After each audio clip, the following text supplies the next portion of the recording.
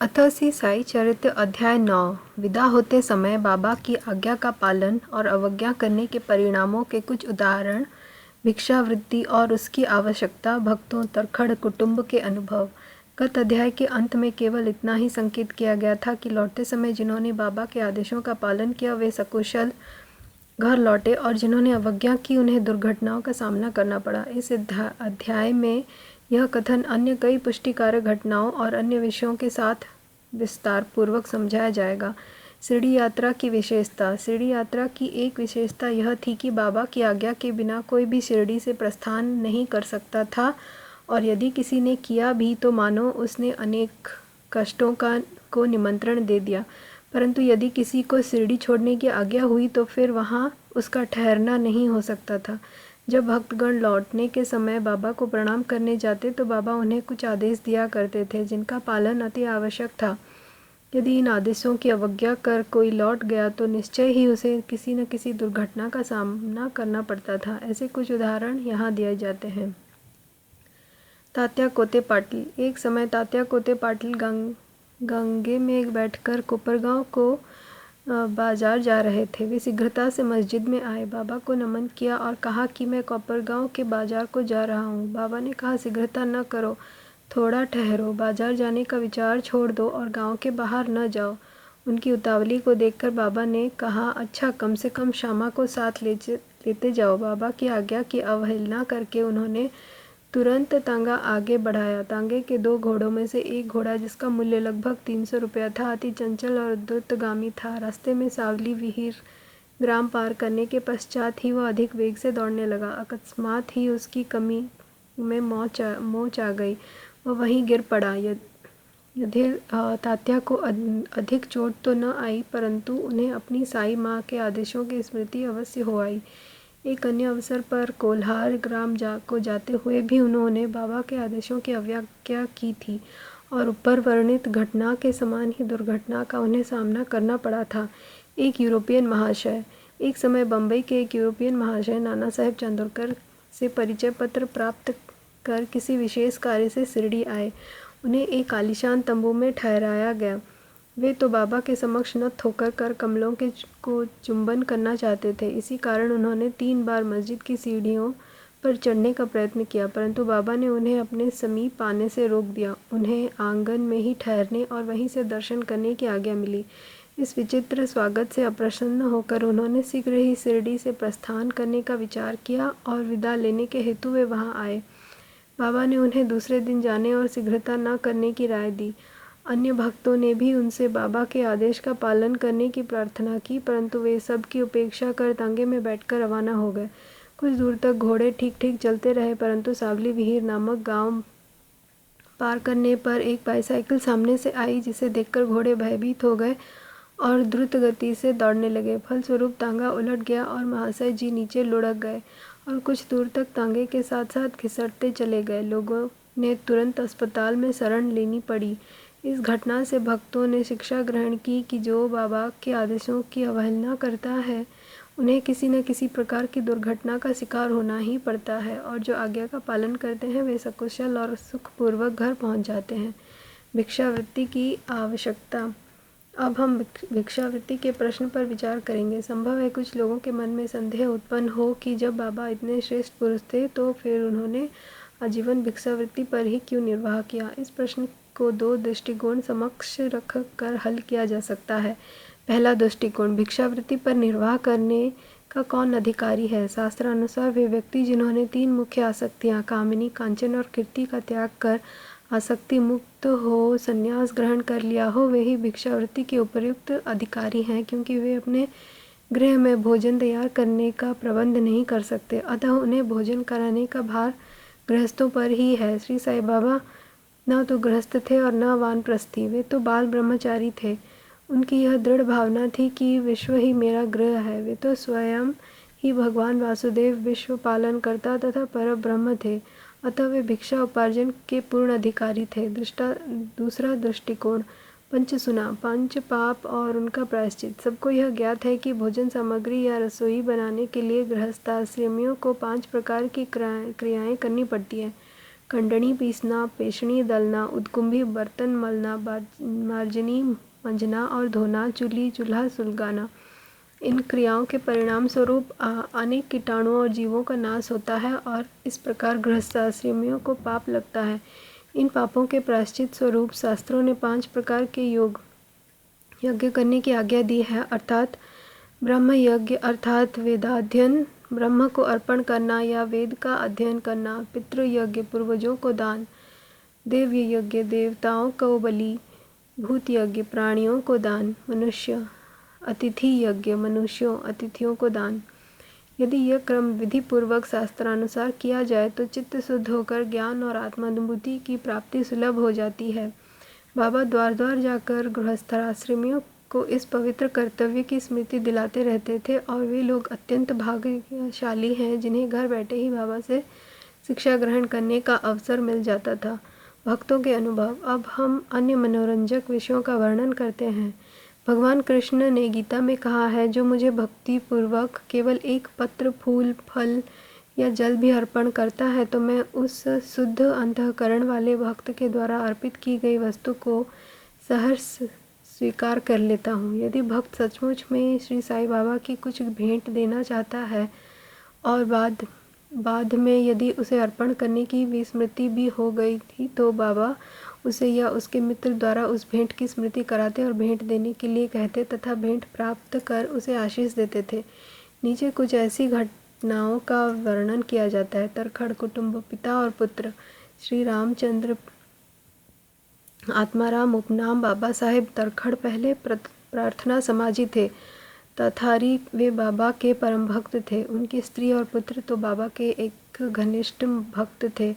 एक बार उन्होंने ऐसा निश्चय किया कि पुत्र व उसकी माँ ग्रीष्मकालीन छुट्टियां शिरडी में ही व्यतीत करें, परंतु पुत्र बांद्रा छोड़ने को सहमत न हुआ।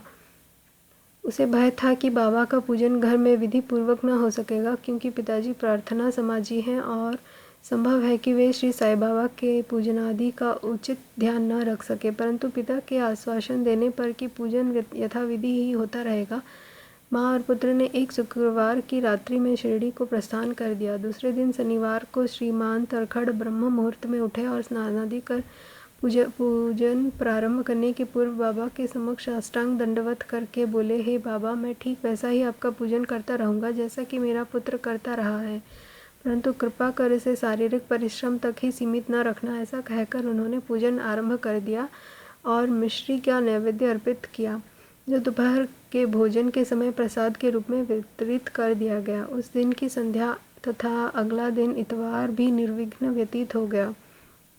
सोमवार को उन्हें ऑफिस जाना था, परंतु वह दिन भी निर्विघ्न निकल गया। श्री तरखड़ ने इस प्रकार अपने जीवन में कभी पूजा न की थी। उनके हृदय में अति संतोष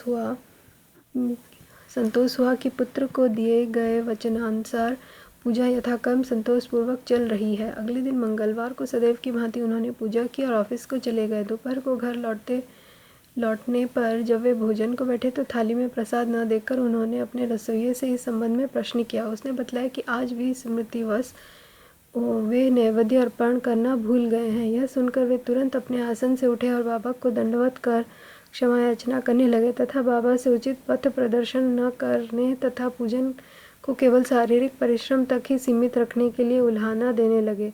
उन्होंने संपूर्ण घटना का विवरण अपने पुत्र को पत्र द्वारा सूचित किया और उससे प्रार्थना की कि वह पत्र बाबा के श्री चरणों पर रखकर उनसे कहना कि वे इस अपराध के लिए क्षमा प्रार्थी हैं। यह घटना बांद्रा में लगभग दोपहर को हुई थी और उसी समय शिरडी में जब दोपहर की घटना बांद्रा में लगभग दोपहर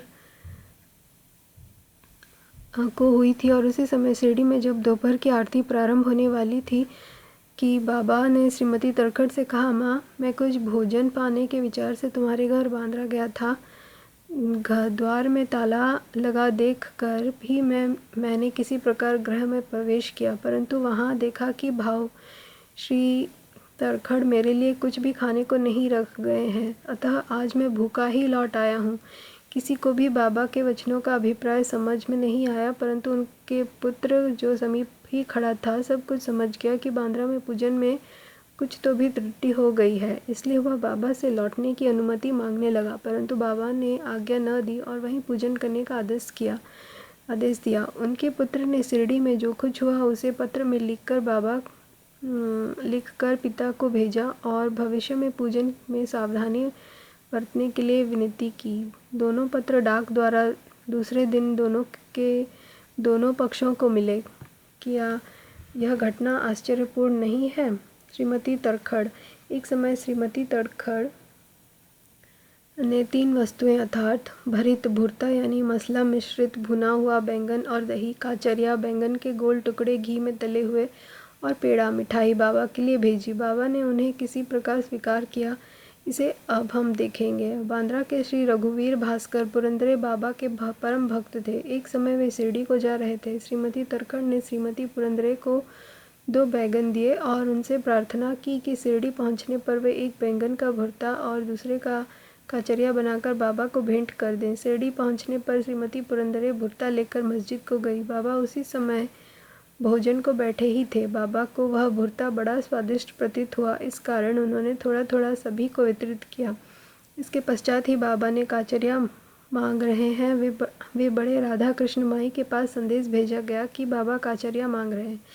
वे बड़े असमंजस में पड़ गई कि अब क्या करना चाहिए। बैंगन की तो अभी ऋतु ही नहीं है। अब समस्या उत्पन्न हुई कि बैंगन किस प्रकार उपलब्ध हो। जब इस बात का पता लगाया गया कि भुट्टा कौन लाया था, तब ज्ञात हुआ कि बैंगन श्रीमती पुरंदरे लाई थी तथा उन्हें ही काचरिया बनाने का कार्य सौंपा गया था। अब प्रत्येक को बाबा की इस पूछताछ का अभिप्राय विदित हो गया और सबको बाबा की सर्वज्ञता पर महान आश्चर्य हुआ। दिसंबर सन 1915 में श्री गोविंद बालाराम मानकर शिरडी जाकर वहां अपने पिता की अंत्येष्टि क्रिया करना चाहते थे। प्रस्थान करने से पूर्व वे श्रीमती तड़खड़ से मिलने आए। श्रीमती तड़खड़ बाबा के लिए कुछ भेंट शिरडी भेजना चाहती थी। उन्होंने घर छान डाला, परंतु केवल एक पेड़े के अतिरिक्त कुछ न मिला और वह पेड़ा भी अर्पित नैवेद्य का था। बालक गोविंद ऐसी परिस्थिति देखकर रोने लगा, परंतु फिर भी अति प्रेम के कारण वह पेड़ा बाबा के लिए भेज दिया। उन्हें पूर्ण विश्वास था कि बाबा उसे अवश्य स्वीकार कर लेंगे। शिरडी पहुंचने पर गोविंद मानकर बाबा के दर्शनार्थ गए, परंतु वहां पेड़ा ले जाना भूल गए। बाबा यह सब चुपचाप देखते रहे, परंतु जब वह पुनः संध्या समय बिना पेड़ा लिए हुए वहां पहुंचा तो फिर बाबा साथ न रह सके और उन्होंने पूछा कि तुम मेरे लिए क्या लाए हो? उत्तर मिला कुछ नहीं। बाबा ने पुनः प्रश्न किया और उनसे वही उपर्युक्त उत्तर फिर दोहरा दिया। अब बाबा ने स्पष्ट शब्दों में पूछा, क्या तुम्हें माँ श्रीमती तड़खड़ ने चलते समय कुछ मिठाई नहीं दी थी? अब उसे स्मृति हो आई और वह बहुत ही लज्जित हुआ तथा बाबा से क्षमा याचना करने बाबा ने तुरंत ही पेड़ा खा लिया। वह दौड़कर शीघ्र ही वापस गया और पेड़ा लाकर बाबा के सम्मुख रख दिया। बाबा ने तुरंत ही पेड़ा खा लिया। इस प्रकार श्रीमती तड़खड़ की भेंट बाबा ने स्वीकार की और भक्त मुझ पर विश्वास करता है, इसलिए मैं स्वीकार कर लेता हूँ। यह भगवत वचन सिद्ध हुआ। बाबा का संतोषपूर्वक भोजन। एक समय श्रीमती तड़खड़ शिरडी आई हुई थी। दोपहर का भोजन प्रायः तैयार हो चुका था और थालियाँ परोसी जा रही थी कि उसी समय वहाँ एक भूखा कुत्ता आया और भौंकने लगा। श्रीमती तड़खड़ तुरंत उठी और उन्होंने रोटी का एक टुकड़ा कुत्ते को डाल दिया। कुत्ता बड़ी रुचि के साथ उसे खा गया। संध्या के समय जब वे मस्जिद में जाकर बैठी तो बाबा ने उनसे कहा, माँ, आज तुमसे बड़े प्रेम से मुझे खिलाया। मेरी भूखी आत्मा को बड़ी सांत्वना मिली है। सदैव ऐसा ही करती रहो, तुम्हें कभी न कभी इसका उत्तम फल अवश्य प्राप्त होगा। इस मस्जिद में बैठकर मैं कभी असत्य नहीं बोलूँगा। सदैव मुझ पर ऐसा ही अनुग्रह करती रहो। पहले भूखों को भोजन कराओ, बाद में तुम भोजन किया करो। इसे अच्छी तरह ध्यान में रखो। बाबा के शब्दों का अर्थ उनकी समझ में न आया, इसलिए उन्होंने प्रश्न किया, भला मैं किस प्रकार भोजन करा सकती हूँ? मैं तो स्वयं दूसरों पर निर्भर हूँ और उन्हें दाम देकर भोजन प्राप्त करती हूँ। बाबा कहने लगे, उस रोटी को ग्रहण कर मेरा हृदय तृप्त हो गया है और अभी तक मुझे डकारें आ रही है। भोजन करने से पूर्व तुमने जो कुत्ता देखा था और जिसे तुमने रोटी का टुकड़ा दिया था, वह यथार्थ में मेरा ही स्वरूप था और इसी प्रकार अन्य प्राणियों, बिल्ली, सुअर, मक्खियाँ, गाय आदि भी मेरी ही स्वरूप है। मैं ही उनके आकारों में डोल रहा हूँ। जो इन सब प्राणियों में मेरा दर्शन करता है वह मुझे अत्यंत प्रिय है। इसलिए दैत्य या भेदभाव भूल कर तुम मेरी सेवा किया करो। इस अमृत तुल्य उपदेश को ग्रहण कर वे द्रवित हो गए और उनकी आंखों से अश्रुधारा बहने लगी। गला रूंध गया और उनके हर्ष का पारावार न रहा। शिक्षा। समस्त प्राणियों में ईश्वर दर्शन करो, यही इस अध्याय की शिक्षा है। उपनिषद, गीता और भागवत का यही उपदेश है कि ईशावास्यमिदं सर्वम, सब प्राणियों में ही ईश्वर का वास है, इसका प्रत्यक्ष अनुभव करो। अध्याय के अंत में बतलाई घटना तथा अन्य अनेक घटनाएं जिनका लिखना अभी शेष है, स्वयं बाबा ने प्रत्यक्ष उदाहरण प्रस्तुत कर दिखाया कि किस प्रकार उपनिषदों की शिक्षा को आचरण में लाना चाहिए। इस प्रकार से साईं बाबा शास्त्र ग्रंथों की शिक्षा दिया करते थे। श्री सद्गुरु साईनाथार्पणमस्तु। शुभम भवतु। ओम साई राम।